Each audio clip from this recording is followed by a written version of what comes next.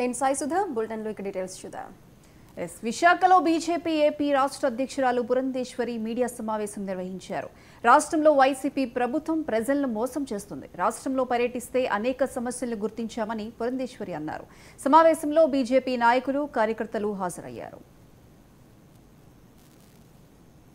నిర్మాణం చేసిన ఇళ్లని కూడా సరిగ్గా ఇవాళ పంచలేనటువంటి దయనీయ స్థితిలో ఇవాళ రాష్ట్ర ప్రభుత్వం ఉన్నది అని అంటే ఇది పేదల్ని వంచడం కాదా అని చెప్పి ఒక్కసారి మనం అందరం కూడా రాష్ట్ర ప్రభుత్వానికి వేయవలసినటువంటి ప్రశ్న. ఒక్కొక్క ఇంటికి కూడా కేంద్ర ప్రభుత్వం 1,50,000 ఇస్తే 30,000 రూపాయలు రాష్ట్ర ప్రభుత్వం పెట్టాలి పెట్టుబడి.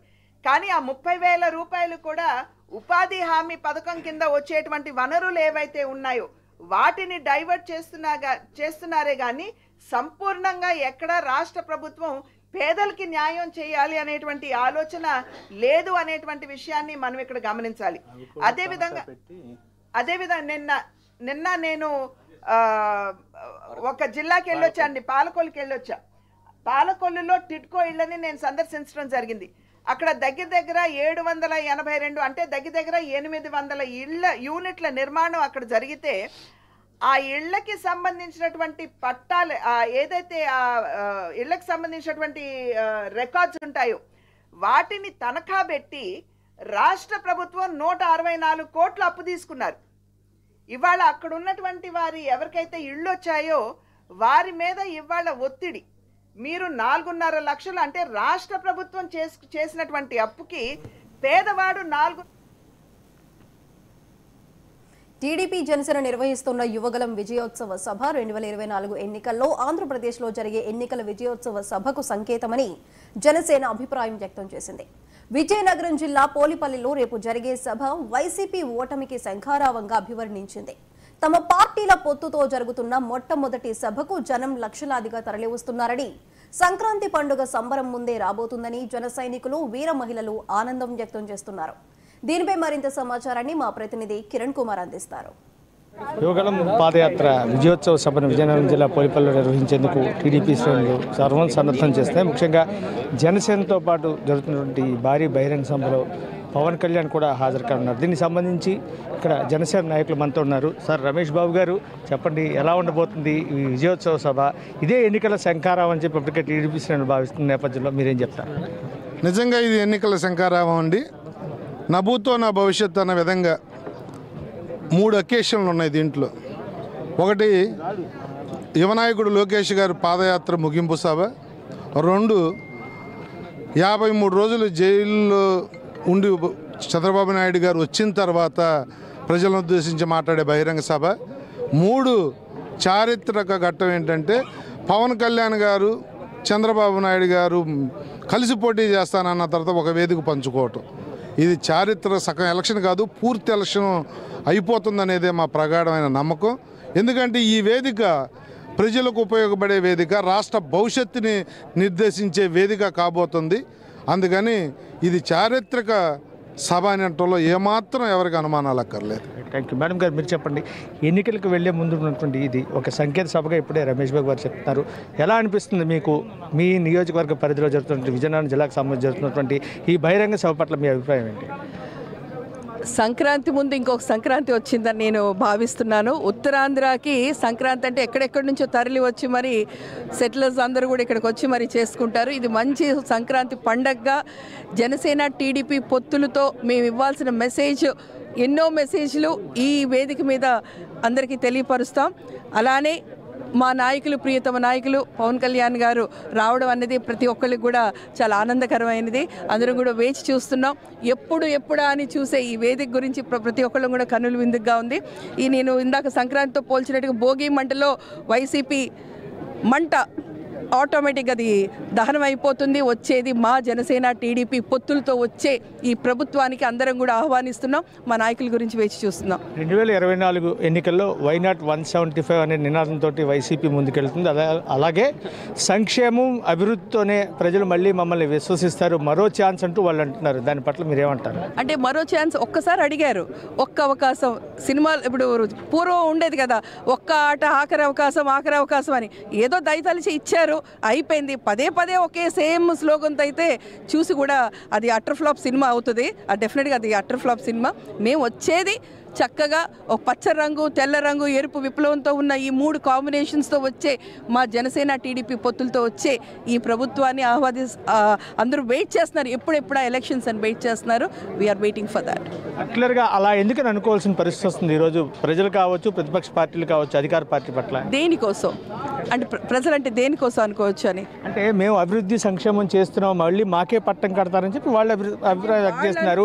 అంటే మీరు దాన్ని విశ్వసించట్లేదా, లేకపోతే ఏమైనా లోటుపాట్లు మీకు కనిపించాయా? అంటే వాళ్ళు అనుకుంటే అయిపోతుందా? నవరత్నాలు ఎప్పుడో ఉఫ్మని ఎగిరిపోయినాయి. నవరత్నాలు అయితే చెప్పుకోవడం తప్ప ఏం జరగడం లేదు. ఏదో చేశారు, పబ్బం గడిపారు, అప్పులతో కూరుకుపోయిన ఈరోజు పేపర్లో చక్కగా ఎంతో చక్కగా రావణాసుడు 10 తలలాగా ఎంత చక్కగా చూపించారంటే అన్ని అప్పులు కూరుకుపోయి ఉన్న ఈ ప్రభుత్వాన్ని తప్పకుండా ప్రజలు ఇమీడియట్గా పంపించే ఎగ్జిట్ చేయడానికే చూస్తున్నారు. That is what we're waiting for. ఇన్ని అప్పులు చేసే ఈ ప్రభుత్వం ఎవరన్నా చేస్తారు. అప్పు చేసి పప్పు కూడి చేసే ఈ ప్రభుత్వాన్ని తొందరగా పారదోలాలని వెయిట్ చేస్తున్నాం. గారు మీరు చెప్పండి అమ్మా, ఎలా ఉండబోతుంది రేపు జరిగేటువంటి బహిరంగ సభ? ఇది ఒక విజయ శంఖారావం కూడా భావిస్తున్నారు, ఎలా అనిపిస్తుంది? ఇదైతే విజయ శంఖారావం. జగన్మోహన్ రెడ్డికి రేపటితో ఆఖరి రోజు. ఎప్పుడో జనవరి 13, 14 కాదు, రేపటితోటే మాకు భోగి సంక్రాంతి 3 కూడా సంక్రాంతి పండుగ కూడా వచ్చేసింది. ఇంకా జగన్మోహన్ రెడ్డి మోటాముళ్ళు సర్దుకొని అప్పులు ఎక్కడెక్కడ చేశాడో అవన్నీ కూడా రెడీ చేసుకొని తీర్చడానికి సిద్ధంగా ఉండమని చెప్పి మేము సందేశం అయితే ఇస్తున్నాం. ఖబర్దార్, ఇంకా నీ రోజులు అయిపోయి, ఇంకా రాబోయేది తెలుగుదేశం జనసేన పార్టీ వస్తుంది. తప్పనిసరిగా విజయ సంకేతం చేస్తుంది. నీకు ఇంకా 90 రోజుల గడువు. 90 రోజులంటే ఆ 9 తీసేస్తే 0 నీ రోజులు. రేపటితో సరి. మేడం గారు మీరు చెప్పండి, సభకు సంబంధించి ఎంతమందిని ఎక్స్పెక్ట్ చేస్తున్నారు, ఎలా ఉండబోతుంది? ఇటు జనసేన టీడీపీ కలిపి ఇంత భారీ స్థాయిలో బహిరంగ సభ పబ్లిక్గా ఏర్పాటు చేస్తున్నప్పుడు ఎక్స్పెక్టేషన్స్ ఎలా ఉండబోతున్నాయి? ఖచ్చితంగా ప్రజలందరూ స్వచ్ఛందంగా ఈ సభకు తరలిస్తున్నారండి.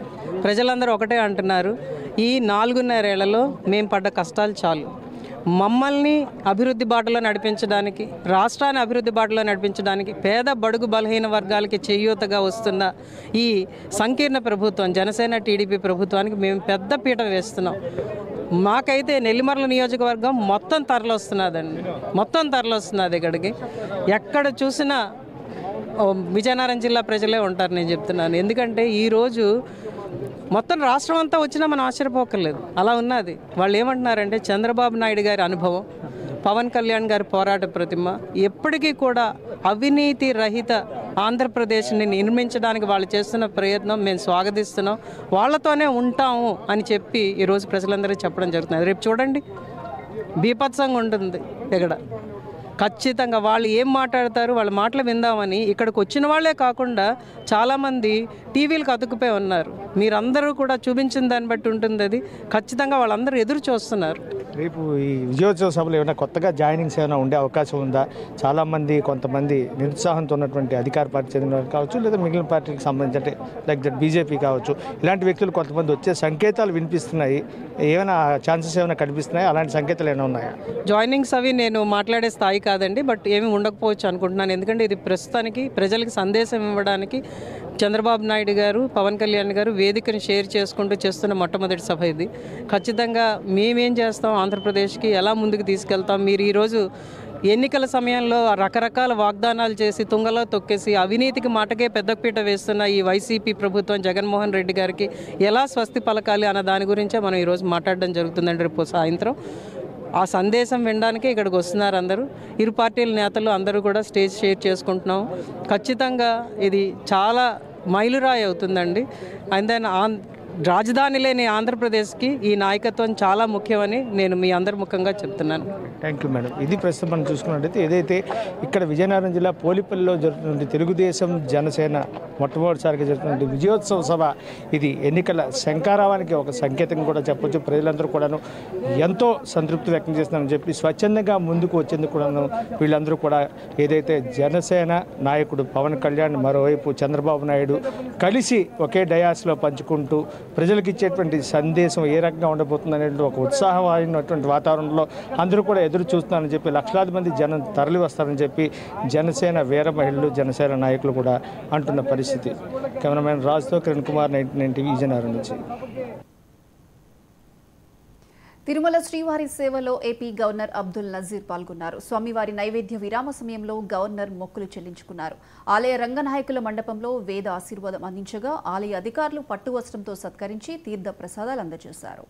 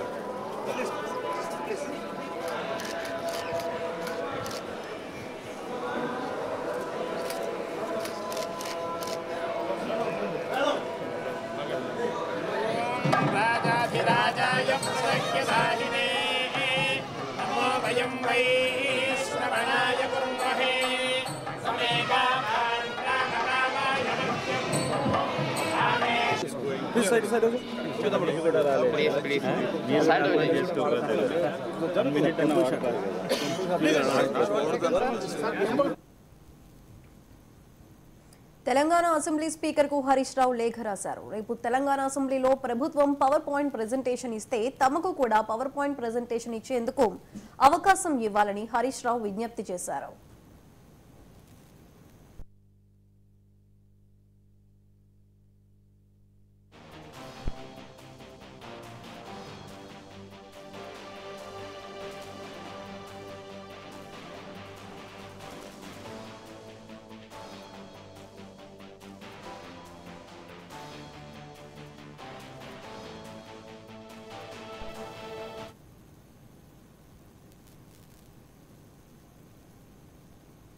కర్ణాటక ముఖ్యమంత్రి సిద్ధరామయ్యకు ఎక్స్లో బీఆర్ఎస్ వర్కింగ్ ప్రెసిడెంట్ కేటీఆర్ పలు ప్రశ్నలు సంధించారు. తెలంగాణ రాష్ట్రంలో కాంగ్రెస్ పార్టీ సిగ్గు లేకుండా ప్రజలను మోసగించేలా అబద్ధపు హామీలు ఇవ్వడం వల్లనే మా పార్టీ ఎన్నికల్లో ఓడిపోయిందని చెప్పారు. ఇచ్చిన హామీ మేరకు డిసెంబర్ 9వ తేదీ నాటికి నెరవేరుస్తామన్న కాంగ్రెస్ పార్టీ హామీల సంగతి ఏమిటని కేటీఆర్ ప్రశ్నించారు. రైతులకు, కౌలు రైతులకు, రైతు కూలీలకు ఇస్తామన్న రైతు భరోసా ఎక్కడ పోయింది? 2 లక్షల రూపాయల వ్యవసాయ రుణమాఫీ ఏమైంది? 4,000 రూపాయల ఆసరా పెన్షన్ ఏమైంది? 500 రూపాయలకే గ్యాస్ సిలిండర్ అన్న మాట ఎక్కడ పోయింది? ప్రతి మహిళకు 2,500 రూపాయలు ఇస్తామన్నారు కదా, ఆ మాట ఏమైంది? మొదటి కేబినెట్లోనే మెగా డిఎస్సి పైన ప్రకటన ఉంటుందని చెప్పిన హామీపై చర్యలు ఏవి? మొదటి కేబినెట్లోనే 6 గ్యారెంటీలకు చట్టబద్ధత తీసుకువస్తామని చెప్పిన మాటేది? ఇలా మీరిచ్చిన హామీలు నకిలీవా లేదా ఈ మాటలు చెప్పిన మీ కాంగ్రెస్ నేతలు నకిలీలా చెప్పాలి అని కేటీఆర్ ప్రశ్నించారు. మరి అధికారంలో ఉండి మొన్నటి ఎన్నికల్లో అధికారం కోల్పోయి ఓడిపోయిన మీ పార్టీ పరిస్థితి వివరించగలరా అని కర్ణాటక సీఎం సిద్ధరామయ్యను కేటీఆర్ ప్రశ్నించారు. ఇక ఈ రోజు ఉదయం సిద్ధరామయ్య వీడియో ఒకటి వైరల్ కావడంతో దాన్ని ప్రస్తావిస్తూ కేటీఆర్ ట్వీట్ చేశారు. ఎన్నికల్లో ఇచ్చిన హామీలను నెరవేర్చేందుకు డబ్బులు లేవంటున్న కర్ణాటక సీఎం ఇదే మాట తెలంగాణ రాష్ట్రంలోనూ కాంగ్రెస్ పార్టీ చెబుతుందా అంటూ కేటీఆర్ సందేహం వ్యక్తం చేశారు. ఆర్థిక పరిస్థితి గురించి సాకులు చెబుతున్న కాంగ్రెస్ పార్టీ ఎన్నికల్లో హామీ ఇవ్వడానికి ముందు కనీసం అధ్యయనం చేయలేదని కేటీఆర్ అన్నారు. కేటీఆర్ ట్వీట్ పైన స్పందించిన సిద్ధరామయ్యకు మరోసారి పలు ప్రశ్నలు కేటీఆర్ సంధించారు.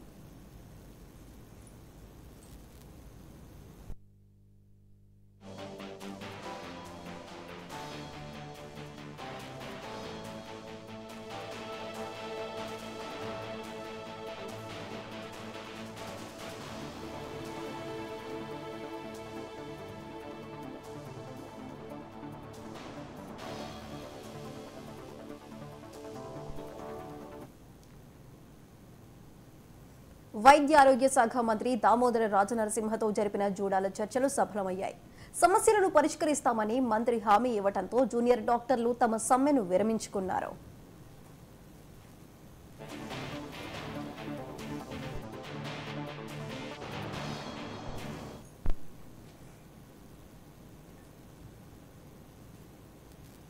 మేడిగడ్డ పిల్లర్ కుంగిన ఘటనపై తెలంగాణ హైకోర్టులో విచారణ వాయిదా పడింది. సీబీఐతో విచారణ జరిపించాలని కాంగ్రెస్ నేత నిరంజన్ ఉన్నత న్యాయస్థానంలో పిటిషన్ వేశారు.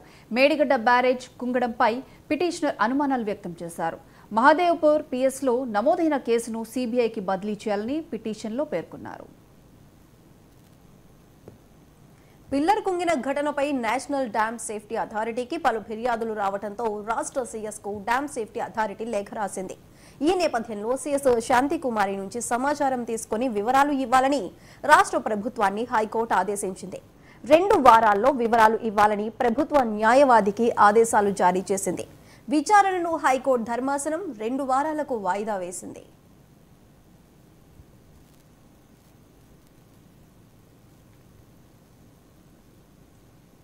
కోనసీమ జిల్లా ముమ్మడివరంలో పేకాట రాయుళ్లను పోలీసులు అరెస్ట్ చేశారు. ముమ్మడివరం నగర పంచాయతీ పరిధిలోని పల్లెపాలెంలో పేకాట శిబిరంపై పోలీసులు దాడులు చేశారు. 3 వ్యక్తులను అదుపులోకి తీసుకుని వారి వద్ద నుండి నగదు 5 మోటార్ సైకిళ్లను స్వాధీనం చేసుకున్నారు. పారిపోయిన 4 కోసం వెతుకుతున్నట్లు ట్రైనీ డీఎస్పీ విష్ణు స్వరూప్ తెలిపారు.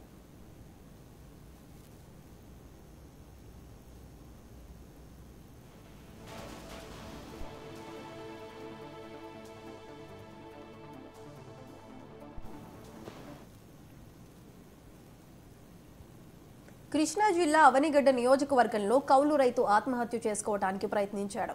అవనిగడ్డ మండలం అశ్వరావుపాలెం గ్రామానికి చెందిన తక్కెళ్ల పూర్ణచంద్రరావు పురుగుల మందు తాగటంతో అవనిగడ్డ ఏరియా ఆసుపత్రికి కుటుంబ సభ్యులు గ్రామస్తులు తీసుకువెళ్లారు.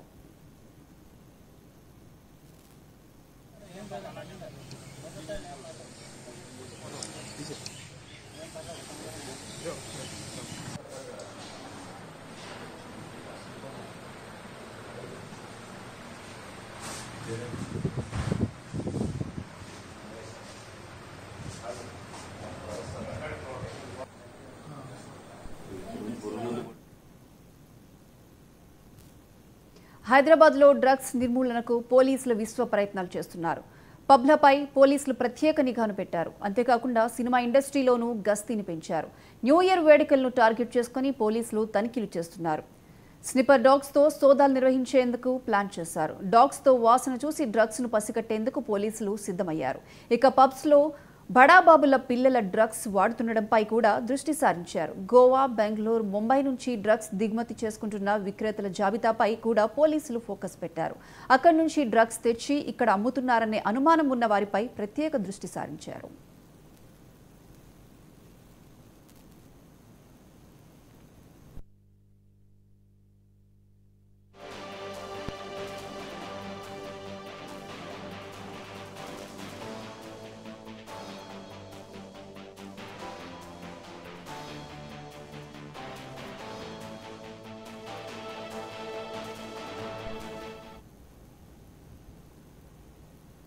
కొత్తగూడెం జిల్లా జూలూరుపాడు మండల కేంద్రంలోని జిల్లా పరిషత్ ఉన్నత పాఠశాలలో పీడీ అరుణకుమారి తన కారును విద్యార్థుల చేత కడిగించడం వివాదాస్పదంగా మారింది. విద్యార్థుల చేత వ్యక్తిగత పనులు చేయించుకోవటం ఏమిటని విద్యార్థుల తల్లిదండ్రులు ఆగ్రహం వ్యక్తం చేశారు. విషయం తెలుసుకున్న విద్యార్థి సంఘాలు పాఠశాల వద్ద నిరసన తెలియజేస్తూ విద్యార్థులతో పనులు చేయించుకుంటున్న పీడీని సస్పెండ్ చేయాలని నినాదాలు చేశారు. ఉన్నతాధికారులు స్పందించి తక్షణమే పీడీని సస్పెండ్ చేయాలని డిమాండ్ చేశారు. విద్యాశాఖ అధికారుల మొండి వైఖరి నశించాలి. విద్యాశాఖ అధికారుల మొండి వైఖరి నశించాలి. అన్నమయ్య జిల్లా గృహ నిర్మాణ శాఖ కార్యాలయంలో విజయవాడకు చెందిన విజిలెన్స్ అధికారుల బృందం విచారణ చేపట్టింది. జగనన్న కాలనీలోని గృహ నిర్మాణ శాఖలో అవినీతి జరిగిందంటూ గృహ నిర్మాణ శాఖకు చెందిన వర్క్ ఇన్స్పెక్టర్లు హరిప్రసాద్, రమేష్ నాయక్లు ఒకరిపై ఒకరు ప్రాజెక్ట్ అధికారికి ఫిర్యాదు చేసుకున్నారు. అవినీతి భాగవతం బయటపడడంతో విజిలెన్స్ అధికారుల బృందం రంగంలోకి దిగి విచారణ చేపట్టింది.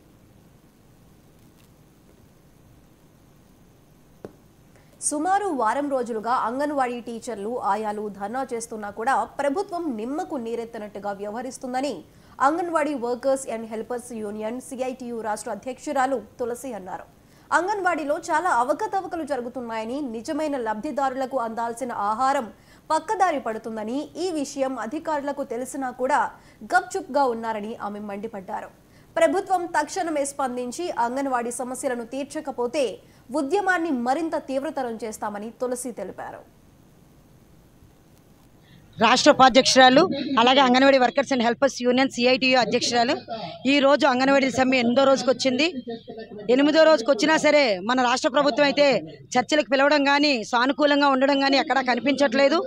కానీ అంగన్వాడీలను అయితే చాలా ఇబ్బంది పెట్టి సచివాలయం సిబ్బంది చేత అంగన్వాడీ సెంటర్లు తెరిపించి వంటలు చేయించి అక్కడ ఎవరైతే లబ్ధిదారులు ఉన్నారో, ఎవరికైతే లబ్ధి పొందాలో అలాంటి వాళ్ళకైతే లబ్ధి జరగట్లేదండి. అక్కడ వంటలు అయితే చేయిస్తున్నారు. సచివాలయం సిబ్బంది అనవసరమైన అంటే లబ్ధిదారులు కాని వారికి అక్కడ ఫీడింగ్ పెడుతున్నారు. అది ఎంతవరకు ప్రభుత్వానికి సమంజసం అనేది అర్థమవుతుంది. తర్వాత అక్షయ్ పాత్ర స్కూల్లో అక్షయ్ పాత్ర ఫుడ్ని తీసుకొని వస్తున్నారు. అక్షయ్ పాత్ర కూడా న్యాయమైన పిల్లలకి ఇవ్వాల్సిన లబ్ధిదారులకి కూడా అందట్లేదు. అక్కడ స్కూల్లో ఉన్న పిల్లలకి ఇచ్చేసి ఇంతమందికి ఫుడ్ పెట్టామని చెప్పేసి ప్రైవేట్ వ్యక్తులకి కడుపు నింపుతున్నారు తప్ప ఇక్కడ అంగన్వాడీలు కడుపులు కొట్టి అక్కడ ప్రైవేట్ వ్యక్తులకి కడుపులు నింపుతున్నారు. ఇది రాష్ట్ర ప్రభుత్వానికి తగదు అని చెప్పేసి అంగన్వాడీలు హెచ్చరిస్తున్నారు. మా న్యాయమైన డిమాండ్స్ కనీస వేతనం 26,000 రూపాయలు, అలాగే సుప్రీంకోర్టు తీర్పు ఇచ్చిన ప్రకారం గ్రాడ్యుటీ అమలు చేయాలి, అలాగే ఉద్యోగ భద్రత కల్పించాలి. అన్ని యాప్లు కలిపి ఒకే ఇండికేటర్లో పెట్టేటట్లయితే మేము సానుకూలంగా పనిచేసుకోగలమని చెప్పేసి, మేము మనశ్శాంతిగా ఉంటే మీకు ఎలాంటి పనినైనా చేయగలము, మాకు పని భారం తగ్గించాలని చెప్పేసి మేము అన్ని యాప్లన్నీ కూడా ఒకే ఇండికేటర్లో పెట్టమని చెప్పేసి ప్రాధేయపడుతున్నాము. అందుకే మళ్ళీ రాష్ట్ర ప్రభుత్వానికి మళ్ళీ అంగన్వాడీల తరపున తెలియజేస్తున్నది ఏంటంటే, మా అంగన్వాడీల న్యాయమైన డిమాండ్ని వెంటనే పరిష్కరించండి, లేనిచో మా సమ్మె ఇంకా ఉధృతం చేస్తామని చెప్పేసి రాష్ట్ర ప్రభుత్వానికి హెచ్చరిస్తున్నామండి. గత 8 రోజులుగా అంగన్వాడీ టీచర్స్ మరియు హెల్పర్స్ AITC CITU ఆధ్వర్యంలో సమ్మె బాట పట్టి నిరసన కార్యక్రమాలు చేపడుతున్నప్పటికీ కూడా కనీసం ఈ సైకో జగన్మోహన్ రెడ్డి ప్రభుత్వంలో పిలిచి చర్చలు చేసే పరిస్థితి కనపడటం లేదు. గతంలో చంద్రబాబు నాయుడు గారు ముఖ్యమంత్రిగా ఉన్నప్పుడు 3,000 రూపాయలు వాళ్ళకి పెంచడం జరిగింది. తర్వాత ఈ సైకో జగన్మోహన్ రెడ్డి వచ్చి తెలంగాణ ప్రభుత్వం కన్నా 1,000 రూపాయలు పెంచుతానని చెప్పి కేవలం 1,000 రూపాయలే పెంచడం జరిగింది. సిద్దిపేట జిల్లా జగదేవ్పూర్ మండలంలో సివిల్ సప్లై అధికారులు రైడ్ నిర్వహించారు. వట్టిపల్లిలో ఒకే ఇంట్లో సుమారుగా 100 క్వింటాళ్ల రేషన్ బియ్యాన్ని స్వాధీనం చేసుకున్నారు.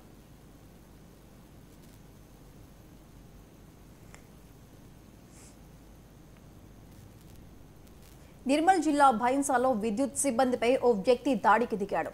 25,000 రూపాయల కరెంటు బిల్లు బకాయి వసూలు చేయడానికి వెళ్లిన సిబ్బందిపై ముబీన్ అనే వ్యక్తి కర్రతో కొట్టడానికి ప్రయత్నించాడు. దాడి నుండి తప్పించుకున్న సిబ్బంది భైన్సా పోలీస్ స్టేషన్లో ఫిర్యాదు చేశారు. తమపై దాడిని నిరసిస్తూ పోలీస్ స్టేషన్ ముందు విద్యుత్ సిబ్బంది నిరసన తెలిపారు. భైన్సా టౌన్లో డైలీ అరియర్స్ కలెక్ట్ చేయడానికి ఎవ్రీ మంత్ మా స్టాఫ్ ఫీల్డ్ మీదకి వెళ్ళి ఎవరైతే ఎక్కువ డ్యూ ఉంటారో వాళ్ళ దగ్గరికి రెగ్యులర్గా కలెక్ట్ చేయడానికి వెళ్తారు. అదేవిధంగా ఈరోజు ఉదయం 11 గంటల సమయంలో ఒక మోదీన్ అనే వ్యక్తి దగ్గరికి వెళ్ళి 25,000 డ్యూ ఉంది, సంవత్సర కాలం నుంచి మేము డ్యూ పే చేయలేదు, గత నెల జాతీయ ఇంధన పొదుపు వారోత్సవాల్లో భాగంగా ఇంధనం పొదుపు చేద్దాం, భావితరాలకు వెలుగునిద్దామంటూ ఆదోని డివిజన్ విద్యుత్ అధికారులు అవగాహన ర్యాలీ చేపట్టారు. విద్యుత్ను ఎలా పొదుపు చేయాలి, పొదుపు చేయకపోతే భావితరాలకు పూర్తిగా కొరత ఏర్పడుతుందని, శక్తిని వినియోగించే వ్యూ లేకుండా పోతుందని ఎగ్జిక్యూటివ్ ఇంజనీర్ సుధాకర్ తెలిపారు. శక్తిని ఆదా చేస్తే మానవజాతి రక్షణ కల్పించిన వాళ్ళమవుతామని, విద్యుత్ ఆదా చేయడం అంతా మన చేతుల్లో ఉందని అన్నారు. ఎంతవరకు విద్యుత్ అవసరమో అంత మేరకు ఉపయోగించుకుంటూ రేపటి తరానికి మనం వనరులను పొదుపు చేయాలని ఎగ్జిక్యూటివ్ ఇంజనీర్ సుధాకర్ తెలిపారు. పొదుపు దినోత్సవాలు యాక్చువల్గా మా వరకు అయితే విద్యుత్ పొదుపు, కానీ మొత్తం ఎనర్జీ కన్జర్వేషన్ అంటే శక్తి అనే దాన్ని మనము పొదుపు చేయాలి. పొదుపు చేయకపోతే భావి తరాలకు పూర్తిగా కొరత ఏర్పడి శక్తిని వినియోగించుకునేటువంటి వీలు లేకుండా పోతుంది. అప్పుడు ఇప్పుడున్నటువంటి మనకున్న సౌకర్యాలన్నీ కూడా అట్టడుగున కలిసిపోతాయి. సో మనం మళ్ళీ సుఖవంతంగా జీవించాలంటే ఇప్పుడున్నటువంటి వనరులన్నింటినీ కూడా మనము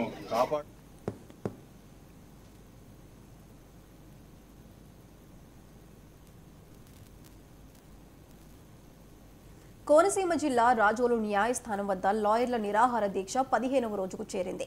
రాజకీయ పార్టీలకు అతీతంగా ప్రజలకు న్యాయం జరగాలనే ఆలోచనతో దీక్ష చేపడుతున్నామని న్యాయవాదులు అన్నారు. రాష్ట్ర ప్రభుత్వం నల్ల చట్టాన్ని రద్దు చేయాలని డిమాండ్ చేశారు. లేకపోతే భవిష్యత్తులో తీవ్రమైన పరిణామాలు ఉంటాయని రాజోలు లాయర్లు హెచ్చరించారు. ల్యాండ్ టైటింగ్ యాక్ట్ పూర్తిగా ప్రజా వ్యతిరేకమైనటువంటిది. ఇది పూర్తిగా ప్రజలకు నష్టం జరిగేటువంటి చట్టం. ఈ చట్టాన్ని పూర్తి స్థాయిలో సమీక్ష చేయకుండా ఎగ్జిస్టెన్షియల్ తీసుకురావడం అనేటువంటిది అన్యాయం. ఒక న్యాయ వ్యవస్థ యొక్క అధికారాలని రెవెన్యూ వ్యవస్థ కట్టిపెట్టడం అనేటువంటిది పూర్తిగా చట్టవిరుద్ధం. అదేవిధంగా ఈ చట్టం కనుక అమలులో ఉన్నట్లయితే ఈ రెవెన్యూ చేతిలో పూర్తిగా అధికారం ఉండి రాజకీయ నాయకుల యొక్క పలుకుబడికి లోనై ప్రజలకు తీవ్రమైనటువంటి నష్టం వాటిల్లుతుంది. కాబట్టి ఈ ప్రభుత్వం వెంటనే ఈ చట్టంపై పునఃసమీక్ష చేయాలి. 15 రోజుల నుంచి కూడా ఆంధ్రప్రదేశ్లో కొత్తగా పెట్టిన టైటిలింగ్ యాక్ట్, భూ యాజమాన్య హక్కుల చట్టం యాక్ట్ 27/2023 దీన్ని రద్దు చేయాలని చెప్పేసి మేము ధర్నాలు చేస్తాం. ఎందుకంటే ఈ యొక్క ధర్నా ఏ రాజకీయ పార్టీకి అనుకూలమో కాదు, వ్యతిరేకమో కాదు. కేవలం చట్టం దృష్టిలో అది చట్టం ప్రజలకు చాలా నష్టం కలిగిస్తుందని చెప్పేసి ప్రజల దృష్టికి తీసుకెళ్లాలని చెప్పి ధర్నా చేస్తున్నాం. మేము గవర్నమెంట్ని కూడా అడుగుతున్నాం, ఈ చట్టం విషయంలో ఏదో ఒక నిర్ణయం తీసుకుని దాన్ని వెనక్కి తీసుకోమని, రద్దు చేయమని అడుగుతున్నాం.